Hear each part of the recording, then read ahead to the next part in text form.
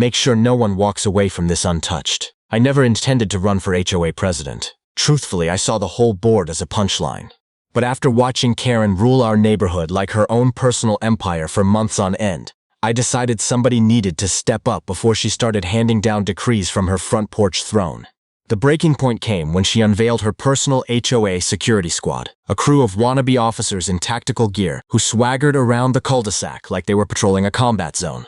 My opening campaign pledge was simple: strip the HOA patrol of their weapons. No more loaded handguns at block parties. No more rifles strapped to golf carts. Just flashlights, radios, and basic sense. You'd have thought I proposed banning the 4th of July. The second those words left my mouth, Karen's eyes bulged like I'd handed her a violation notice on the spot. News traveled fast. The neighborhood chat lit up. Half the residents backed me instantly, relieved someone finally had the nerve. The other half, Karen's devoted followers, started muttering that I was reckless and unqualified to lead. Karen herself launched a full smear campaign, calling urgent meetings to safeguard community values, whatever that was supposed to mean. Meanwhile, the patrol members themselves began shooting me looks. The classic kind, hands resting on their belts, sunglasses worn after dark, phony authority radiating off them. I'd drive by and catch them grumbling, staring at me like I was their sworn enemy. I ignored it. I kept walking my dog, greeting neighbors, hanging up flyers. People started nodding along, smiling, saying finally someone's standing up to her. It drove Karen up the wall. Every time our paths crossed, her mouth twitched like she was fighting back a scream. But underneath it all, I understood this wasn't finished. Karen wasn't someone who lost with dignity. And her patrol officers weren't thrilled about anyone suggesting they weren't real law enforcement. I could sense the pressure mounting, like a storm gathering before the first strike of lightning. Karen wasn't one to accept losing without a fight. The instant my name appeared on the HOA ballot, she flipped into full control freak mode. Her smile disappeared, swapped out for that thin, hard glare that could sour milk. She started combing through old HOA files, hunting for anything to knock me out of the race. Noise violations, overdue payments, even lawn height infractions. She tried every angle. She was basically running a background check on my entire life with a magnifying glass. Her problem was that everyone had already caught on to her tactics. People were exhausted by her control, her snooping, her threats, her constant fines over mailbox colors and flower beds. My campaign wasn't built on promises. It was built on payback. I gave residents exactly what they'd been waiting to hear. I'll end the power grabs. I'll shut down the fake patrol. I'll restore some sanity around here. That alone turned me into an overnight favorite. Karen couldn't handle it. She called emergency sessions just to vent about me. He's a threat, she snapped, slamming her hand on the table. He's going to tear down everything we've built.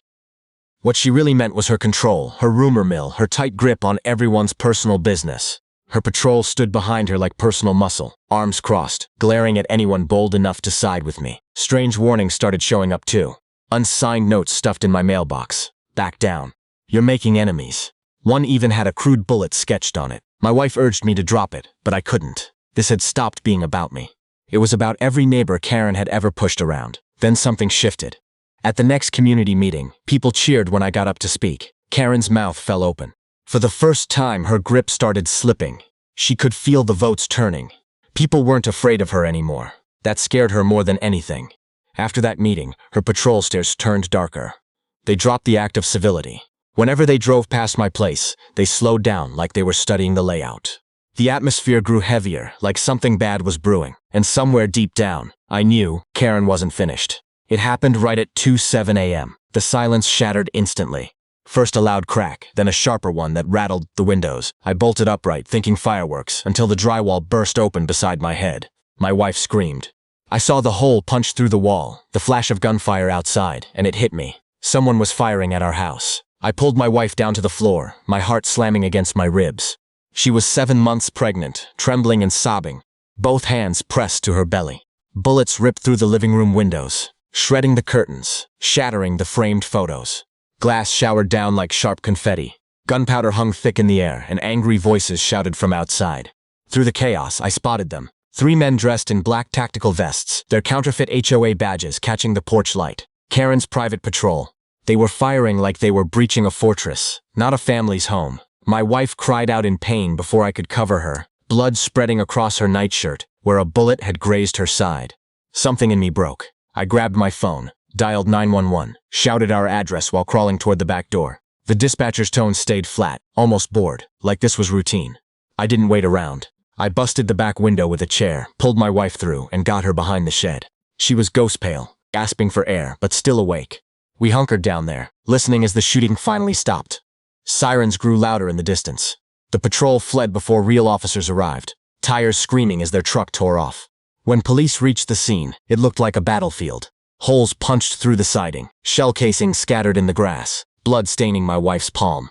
One officer muttered, "Who would even do this?" I stayed silent. I already knew.